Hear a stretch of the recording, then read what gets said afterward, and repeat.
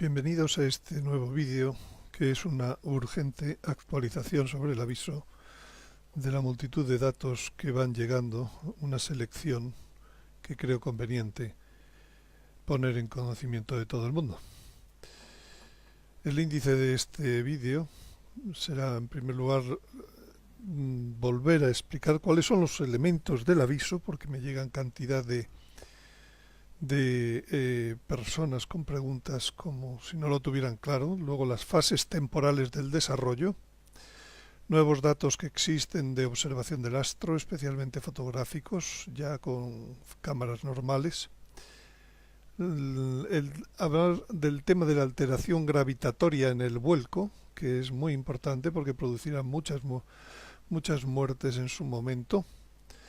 Y el nuevos sueños proféticos que me han ido llegando en estos últimos días desde la anterior actualización. Por supuesto, esta actualización requiere ver la actualización anterior, elaborada pues hace tan solo el día 7 de noviembre, hace 5 días. Se les encarezco que si no la han visto la vean. Bien, hablemos de los elementos del aviso. Básicamente son dos. Una catástrofe natural que dura varios días y que llega por sorpresa, que consta de 4 partes. Primero, un eclipse de un astro que no está catalogado. Segundo, a la vez, en el momento del eclipse, la alineación astral, que empieza por A, produce terremotos de gran fuerza. Hemos visto ya muchas veces en el Apocalipsis, el sol se puso negro y hubo un gran terremoto. La tercera cuestión es una lluvia de meteoritos. También en el Apocalipsis dice que lloverán como higos. Y por último, todos los montes y las islas fueron removidos de sus sitios. El vuelco de los polos geográficos. Por tanto, hay 4 elementos naturales y hay una iluminación interior que dura pocos minutos, que no causa muertos en sí mismo, a no ser de la impresión. Lo que causa muertos, lo que es una catástrofe, puede ser los terremotos, los meteoritos, el vuelco, etc. Pero la iluminación en sí no causa muertos y dura pocos minutos. Es importante saber que es simultáneo al eclipse. Quiero decir, a veces se habla de aviso, y por aviso unas personas entienden la iluminación interior, otras personas entienden el eclipse, otras personas el vuelco, otras personas... Hablemos con propiedad. El aviso consta de 2 partes, una natural y otra interior. La natural, a su vez, tiene 4 elementos. Hablar en general de aviso lleva a confusiones. Por tanto, la parte interior, en mi opinión, será simultánea al eclipse. Eclipse que se producirá casi por sorpresa. Volvemos a la trayectoria del astro, de la que hablábamos el otro día. Estos son cómo la Tierra y Venus estarán en los días sucesivos. Hoy prácticamente ya está en la situación de eclipse, de acuerdo con este esquema que ha ido siendo refrendado, como ahora veremos, por las observaciones. El hecho de que se produzca eclipse no quiere decir nada más que ha empezado los elementos que forman el aviso, porque el aviso no termina hasta que no se produzca el vuelco, como una semana después, el día 20. Bien, por tanto, los elementos de la catástrofe natural son, en primer lugar, la Tierra va por su órbita normal, pero en un momento determinado un astro que lleva una cola de residuos muy importante se interpone entre el Sol y la Tierra. un poco más adelante, el astro pasa antes que nosotros por nuestra órbita y se va. Nosotros somos los que pasamos por detrás de su cola y en este momento nos llueven meteoritos y en este momento es la máxima aproximación al astro y se produce la atracción que genera el vuelco. Por tanto, una cosa es el eclipse y en ese momento el terremoto y en ese momento la iluminación y otra cosa es el vuelco y la lluvia de meteoritos que se producen 7 días después. Por tanto, como asociado al vuelco está la onda de marea, entre el terremoto y la onda de marea habrá aproximadamente 7 días para poder abandonar las costas. Ahora bien, estaremos en una situación de grandes dificultades por la destrucción propia de estos grandes terremotos del eclipse. Espero haber aclarado este asunto. También el por qué no se ve. ¿Cómo se ha ocultado este astro? Pues se ha ocultado debido al enorme brillo del Sol. El brillo del Sol abarca mucho y el astro, su órbita, estaba dentro de ese área. Y de ahí hasta el momento en que haga eclipse, pues hay una trayectoria orbital muy pequeña, desde la Tierra, una amplitud muy pequeña, de 3 grados. Han visto al principio el esquema orbital que tiene este astro. Por tanto, todo queda encerrado, salvo al final. Todo queda encerrado por el brillo que tiene el Sol normalmente, a no ser que se disponga pues de filtros infrarrojos para separar dentro de ese gran brillo del Sol lo que es el astro.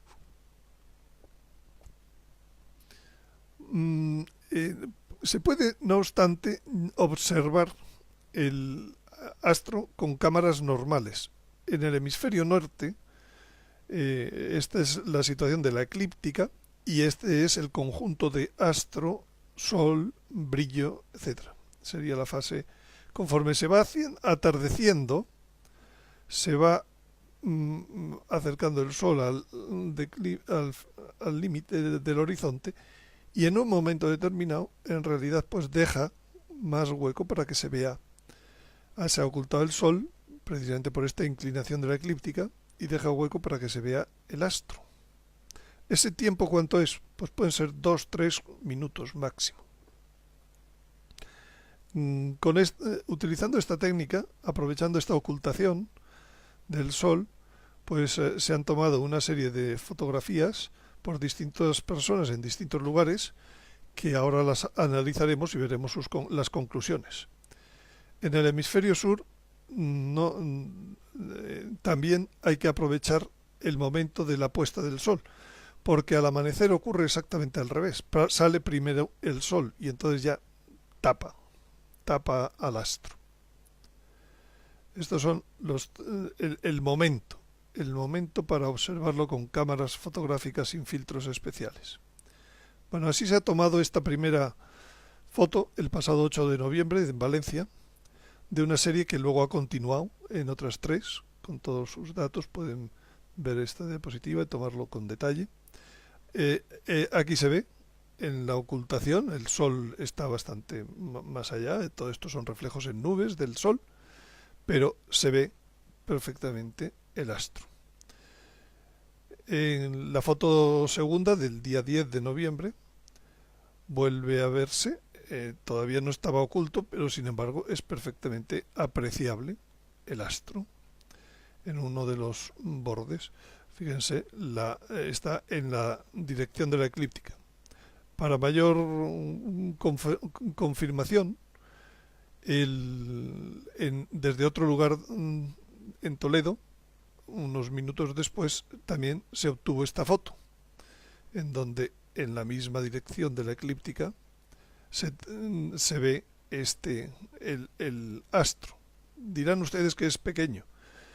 No se llamen a engaño, esperen un momento que veamos todo lo que supone el brillo y el no brillo y el tamaño. Y por último, hoy mismo, en el último atardecer, pues se ha obtenido esta otra nueva foto del astro cerca del atardecer, también en el mismo lugar, en Valencia. Aquí se ven los montes, son los mismos, el mismo horizonte de las fotos 1 y 2 de Valencia. Bien, bueno, pues el análisis se ha hecho contra las estrellas en el momento oportuno, en el momento exacto, la posición de acuerdo con Stellarium, a la hora exacta en que han sido tomadas las fotos, tanto en Valencia como en Toledo. La diferencia entre ambas pues son de 12 minutos cuando se tomaron en el mismo día. Y hay una pequeña variación que se ha considerado también en el análisis.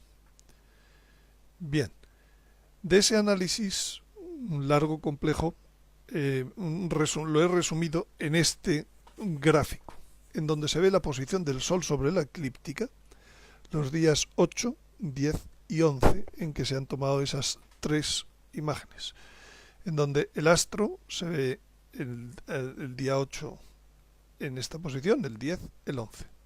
Siempre bueno, el día 8 no se llega a ver el Sol, es una suposición más o menos por la misma hora.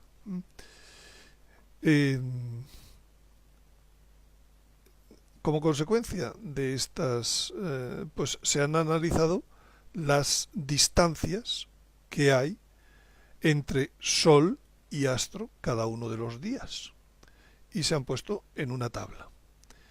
Esa distancia en negro es la medida, mientras que en rojo es la estimada. Hasta hoy, hasta la última observación, estas son las distancias aparentes entre Sol y astro, en grados. El día 8 de noviembre 3,2 grados, el día 10 de noviembre 2,1 grados, el día 11 de noviembre 1,3 grados. Esto dibuja esta curva que nos lleva, todas estas rojas son las que en los próximos días se darán. Esta no hubo nubes y no pudo ser observada, pero hoy en día ya tenemos esta. Nos llevan directamente a el eclipse el día próximo 13 de noviembre. Insisto, estos son observaciones. Y esta sería la distancia entre Sol y el astro y cómo se está día a día reduciendo. Por tanto, es de esperar que hacia esta fecha, prácticamente ahora ya con bastante exactitud, pueda darse el eclipse, por tanto el terremoto, por tanto la iluminación.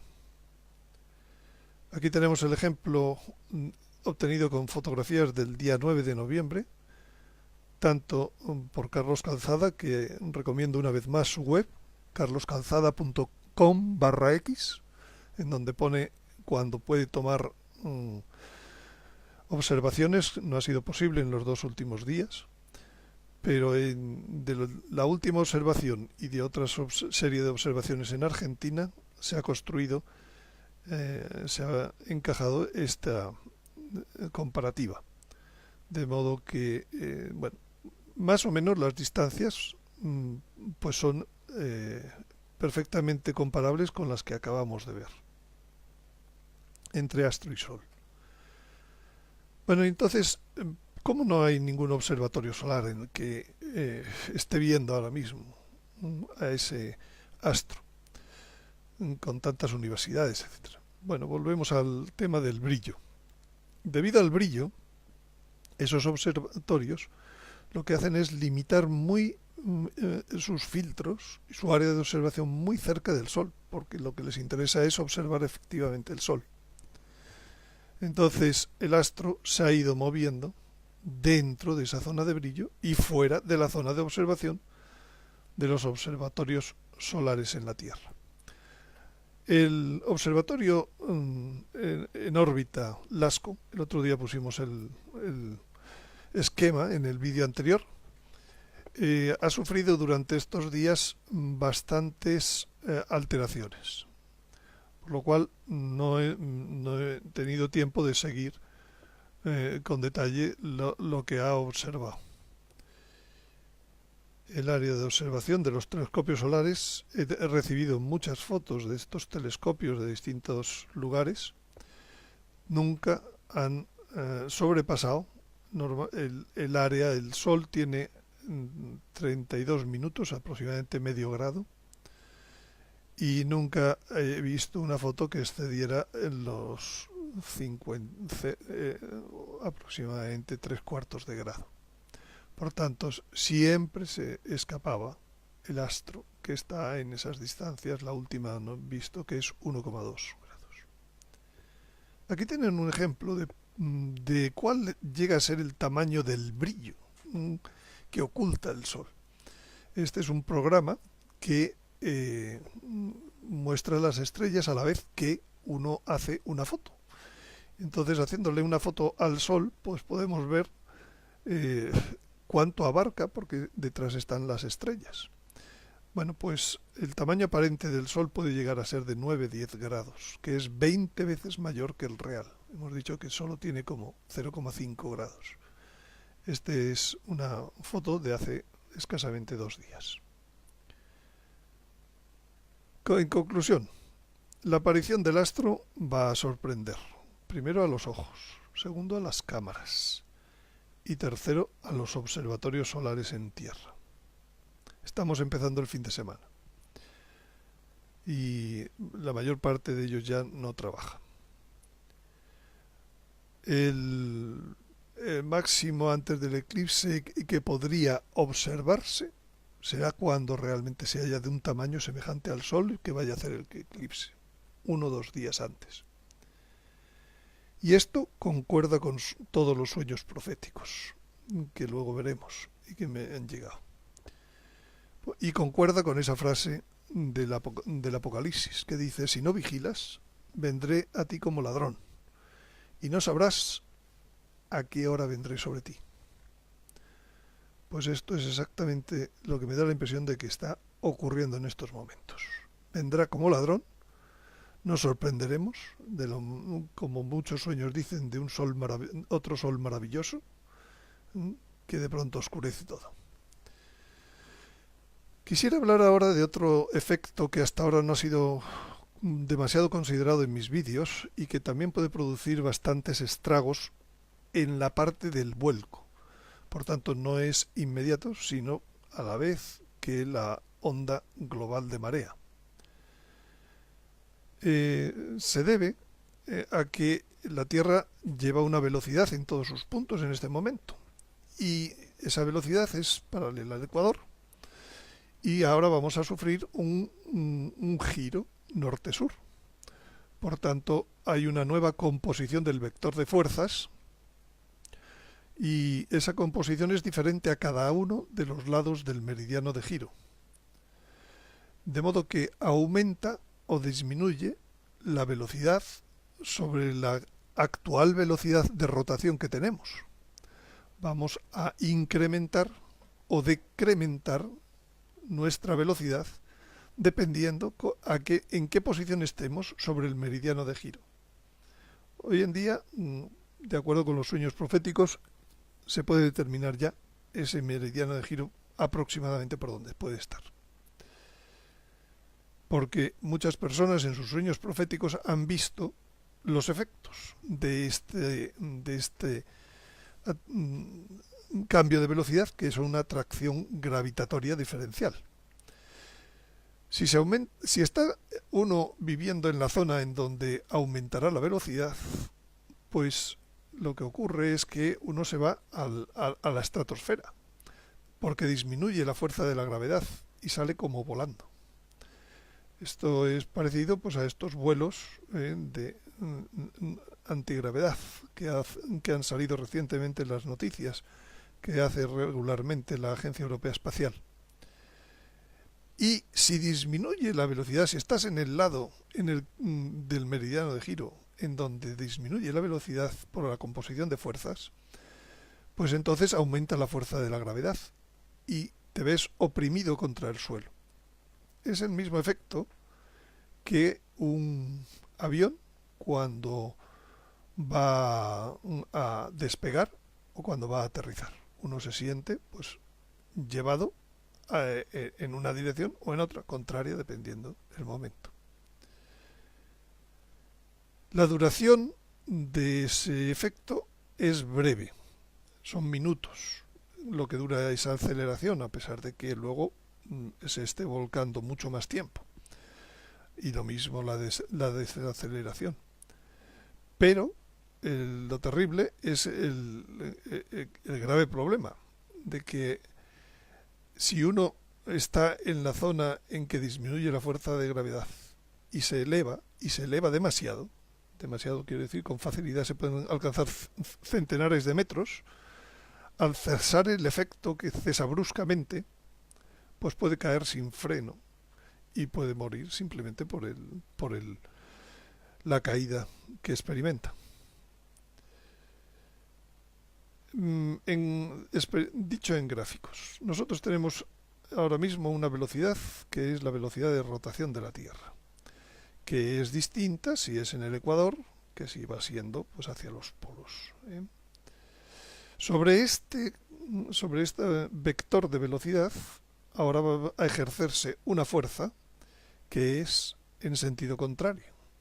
Y lo mismo, en el meridiano de giro esa fuerza es mayor que en los meridianos laterales. ¿Cuál es la composición, el resultado de la composición de fuerzas? A un lado del meridiano de giro, y fíjense dónde estoy poniendo el meridiano de giro, pues es mayor la velocidad, la resultante. Y por tanto, en ese lado se puede uno ir a la estratosfera.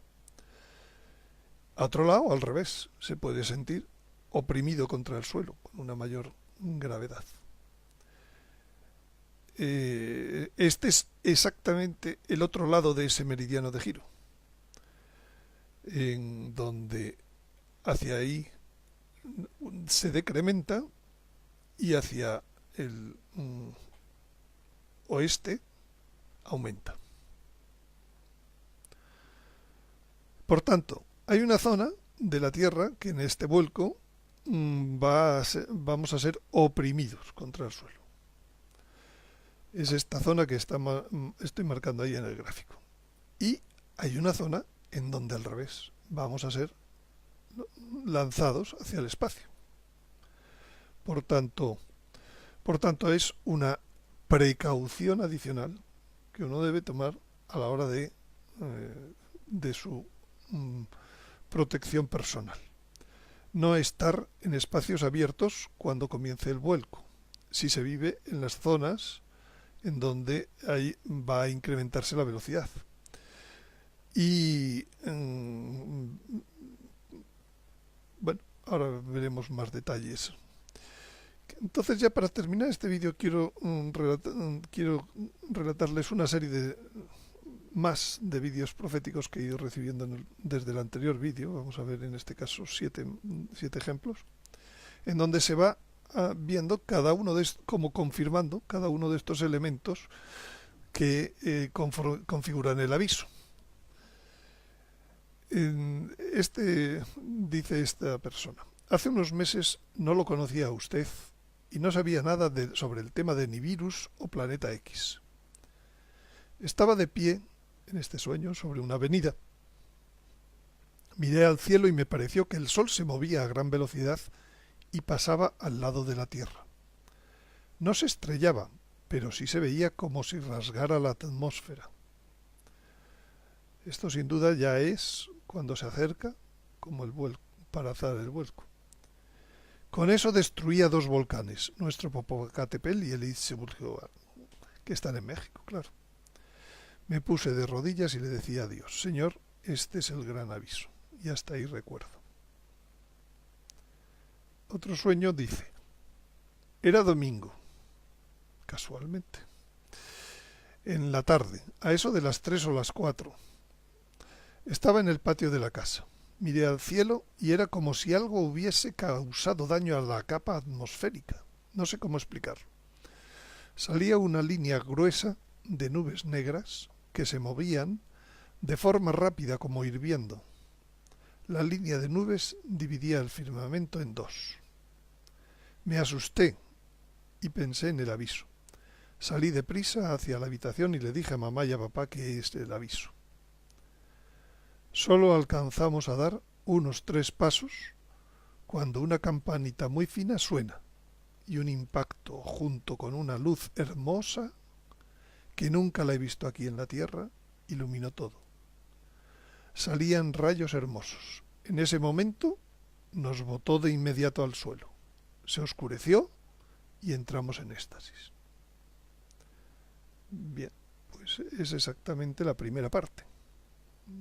Va acercándose el aviso, se daña la capa atmosférica, se nota algo, y inmediatamente, en cuanto se ha dado ese eclipse, pues uno empieza esa iluminación interior. Otro sueño, dice, soñé que estaba en un departamento o casa, no era la mía, me veía como en una sala comedor. Le pedí a la gente de la casa que saliera afuera, cuando empezó a temblar. El movimiento era tal que no se podía estar de pie, así que estábamos todos pecho a tierra. Veía cómo se movían las paredes de la habitación donde nos encontrábamos como si fuera de chicle, hacia los lados, hacia adentro y hacia afuera. Con esto puedo discernir que el movimiento que esperamos será tal que nos tiraremos al suelo. No podremos mantenernos de pie. Será largo en duración y en todos los sentidos, oscilatorio y trepidatorio. Más detalles en el siguiente sueño. Estaba en mi casa con toda la familia. Ya había ocurrido el terremoto del aviso y dormíamos en sacos de dormir y los mayores en las camas. Veo cómo me despierto muy temprano y tras despedirme, estamos en el periodo de 7 días entre el terremoto y el vuelco. Veo cómo me despierto muy temprano y tras despedirme de mi mujer salgo a la calle para ayudar a la gente. Todo está destruido. Esta persona que manda este sueño es policía. Yo dirijo las labores de supervivientes y búsqueda de cadáveres para un digno enterramiento. Veo varios cuerpos tapados. No sé de quién se trata. Estoy organizando a la gente para orar por los muertos y a la gente en labores de salvamentos. Hay un flash en el que veo al vicario de mi pueblo con una casulla blanca muy sucia, efecto de la situación. Este sacerdote no reacciona y está paralizado, mientras yo sigo con mis labores para vivos y muertos. Finalmente, según miro los muertos, en ese escenario de ruido, se me vienen a la mente las siguientes palabras. Estos ya han resucitado a una nueva vida. Bien, otro sueño más.